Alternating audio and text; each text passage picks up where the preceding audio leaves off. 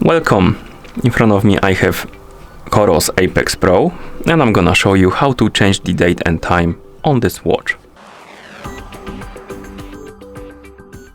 Let's start by pressing and holding the back button to open the shortcut or controls menu. So let's open the menu. After the menu opens, you can use the crown button by rotating it to scroll through the menu. So scroll through the menu, select the system option, and once you select it, press the crown button to enter.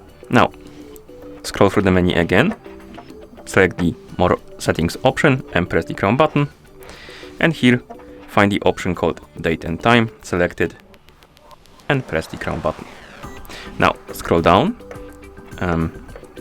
select the auto sync option, press the crown button to turn it off, so make sure it's off, and now we can scroll down to the bottom, select the set time option and press the crown button. And here we can change the date and time. So we can set a year, then press crown button, set the month, press the crown button, and set the day and press the crown button.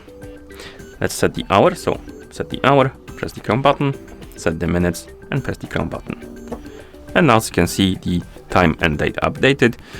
And like I mentioned before, make sure that the auto sync is turned off, because if you sync your watch with a phone, it will update the time according to your phone. So if you want to have custom date and time on your watch and you don't want it to change, you need to turn off the auto sync.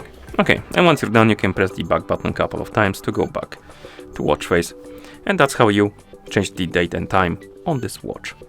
Thank you for watching. If you found this video helpful, please consider subscribing to our channel and leaving the like on the video.